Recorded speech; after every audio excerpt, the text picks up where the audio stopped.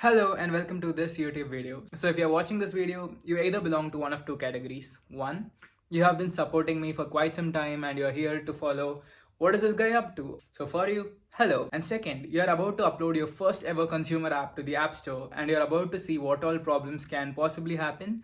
And to you, a great hello and amazing congratulations. You have already built your app or you're probably on the process to completing, and it must take immense courage. It's an amazing journey and you're one step away from pushing to App Store, and you must congratulate yourself first for that. Leave everything, just congratulate yourself for a second because you are amazing. I feel like I'm telling this to myself, but okay. So this video is about all the problems that I faced while uploading my app to the App Store and all the problems I had with app review. A consumer app, when you post it through, there are a lot of things, there is a lot of strict regulations that Apple reviewers have to go through. And because of this, there can be a delay. So first of all, whenever you have your launch date planned, just make sure that your app is on App Store Connect by at least a week in advance.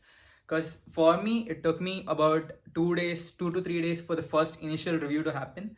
And since that moment, there were about 10-20 replies that I had to give to the App Store reviewers before they were finally satisfied. And I also had to make a ton of changes, including some changes which had really big architectural impact, like implementing authentication with Apple. And all of those things were really huge. And so just make sure you have at least a buffer of 1 week before your launch date. I did not, and my launch date ended up getting pushed by about 4-5 days. But that was fine. I didn't get users anyway. A quick highlight about what happened while I was uploading to the App Store. So I'm building a friend finding app, right? And while I was initially pushing it to the App Store, my timelines were already delayed by about 3-4 days. So by this time, I was very sleep deprived and I ended up submitting a find finding app after debating in the last second about what to do. You can see that in this clip, the name will be correct. Do you think friend finding app should be here? And afterwards, when I'm finally submitting it to the App Store, the name has changed to a find finding app. Submit to app review, let's go. And it's okay, I was able to successfully find it, but the problem was I had to remove it from App Store submission once. Then afterwards, I immediately submitted to the App Store again. Initially, when I submitted the app, I was open only to Bangalore. So I had a location filter and a secret way to, bypass the location. You had to tap and hold BubbleNest and a pop-up comes out and you have to type Taylor Swift forever. Certified Swiftie. But anyway, when you do this, you get access to the app regardless of where you are. And my first app review problem was people were not able to do that. I had initially set it as 3 seconds, that you had to tap and hold for 3 seconds, but people in the app review team, they were somehow not able to do it. So I then reduced the timer to 1 second and now they were successfully able to access the app. So this was the first ever review comment that I received. I fixed it. But the problem here was that instead of adding the build to the same review, right, I accidentally removed the build. So you will see an option to remove the build. I don't know where it is right now, so I'm not sure if I can put a screenshot, but I accidentally removed the build. Never do that. Go to the same thread and click on the option that says add build, and after you add build, remember that you have to resubmit the app for review. And all of this happens on the same thread for review. So never ever remove your app from submission. What happens in this case is that you're assigned new reviewers, you're assigned a new review team, and this is going to just increase the time, because every single app reviewer now knows some part of your app that the previous reviewer did not. And when your whole review team changes, it's going to cause a whole lot of problem. So don't just remove the build, just update the build in the same thread. Don't remove. Highlight. So what I did accidentally was I removed the build, obviously. So it does show something like removed right here. And then I go ahead and I create the third actual thread that I required. And third thread eventually gets approved, but look at the number of messages, right? And if you see, I got my initial app review around 2 a.m. Luckily, somehow I was awake. And from that moment, I was submitting bills throughout the clock. And finally, about 3 a.m. the next day, I finally make my next submission. In fact, I even went to a movie in between thinking that it will be successful, but it did not. So we'll be going through one by one on what happened. The first was the problem of guideline 4.8 design login services. And the problem with this was that there has to be at least one login service where the user does not have any information about them given to you. When you say sign in with OTP, you're asking for their phone number. When you say sign in with Google, you're asking for the Gmail ID, or at least Google automatically gives you their Gmail ID and you have no control over it. You can't say don't give me email. But since these two are there, there has to be at least one system in which the user has an option to not give their email ID. And lucky for Apple, Apple sign-in has an option of hiding their email. Basically, whenever you have sign-in implemented, it's automatically mandatory, at least in Apple context, that you have to use Apple login, because every other login implementation takes some or the other user's personal information. Name is fine. Information such as email ID, phone number, that all you cannot collect. And Apple thankfully gives the option of hiding their email. There might be other platforms, but sign in with Apple, that's like the ideal way to go through for this. Imagine my situation, right? I open my email at 2 a.m. Then I find out that I have to re-architecture my whole sign-in. Now my backend has to include an extra login method called Apple, and everything else is fine because you just have to pass in Apple's like ID, and this unique identifier solves most of the problem. I can maintain the same login architecture thanks to how I've designed it. Think about what I was going through at the moment, right?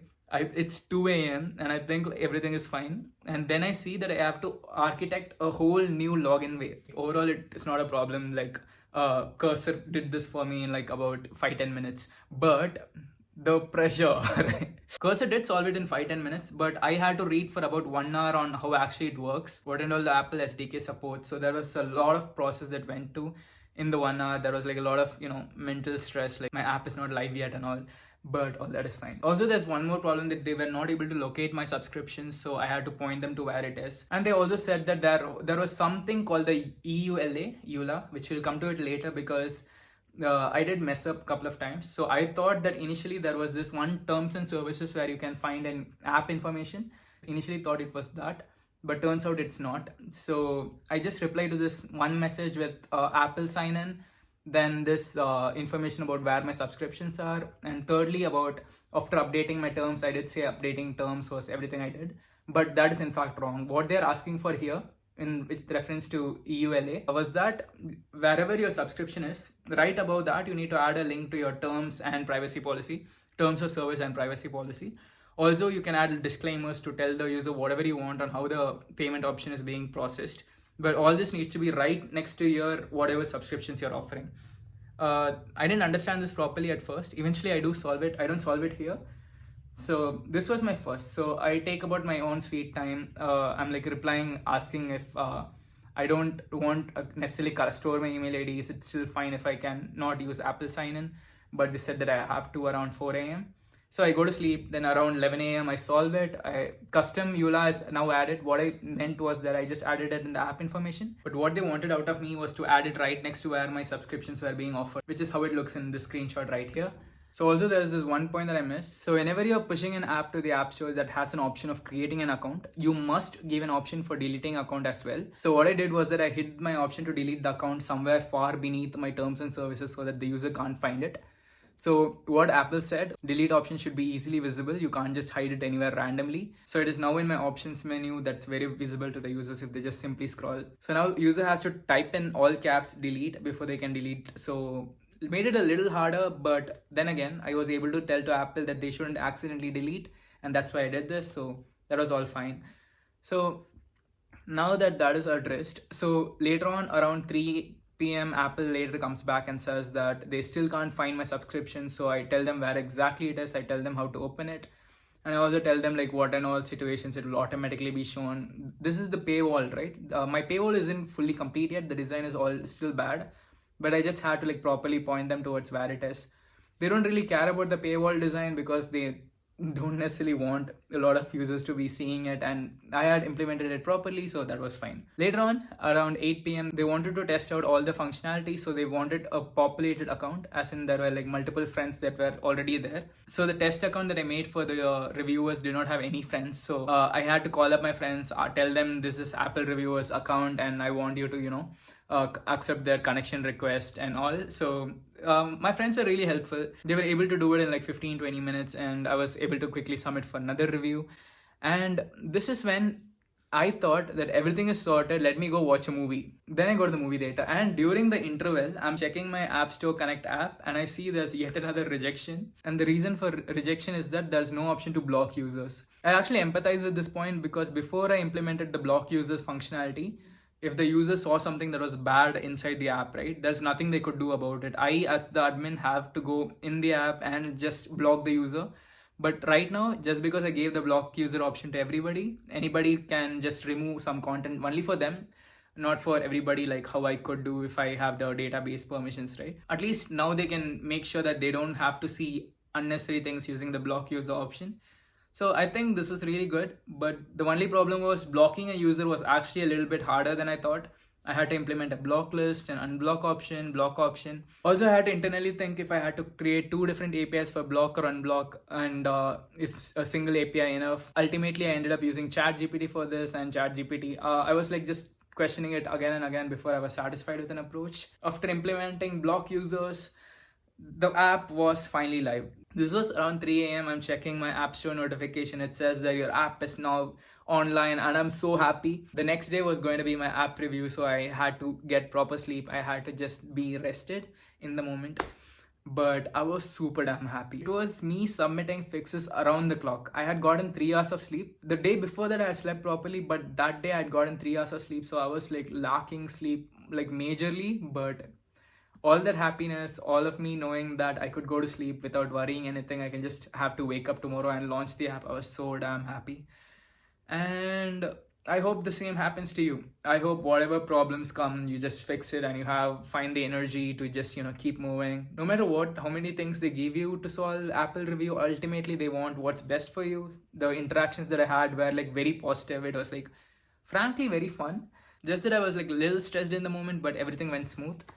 And now that my app is live, it's called BubbleNest. It's a friend finding app. It doesn't have a full structure yet. I'm like iterating day in, day out on making it better. So it's soon going to be better. But if you want to check out BubbleNest, and if you're in Bangalore, it works only in Bangalore. Oh, I did tell you how to access it, right? So you need to tap BubbleNest and there'll be like a pop-up that comes up. You have to enter Taylor Swift forever and you can access it wherever you are. So try BubbleNest and hopefully you find some friends on the app. And for those who are watching with your own app ready, all the best to you. And I hope that when your app comes out, you have a better distribution strategy plan than what I did. I did not plan properly, and because of that, my distribution was all haywire. Focus on distribution next after your app review is complete. But for now, focus on app review, focus on fixing the problems, and don't expect it to be straightforward. Have at least like a 7 days of buffer before your actual planned app launch. And if you're not able to, get there, just have a comforting idea in your mind that this can take 3-4 days. It's not like a 1-day process. It's not like your first review can get automatically accepted. But hey, I do hope that your first review does get accepted, right? So that is everything. That's the end of this video. If you liked it, hit subscribe. This friend finding app wasn't always a friend finding app. It was a music-based dating app initially. So if you want to know the journey, there's going to be another video soon. So till that comes out, stay safe and let me meet you again. Bye bye.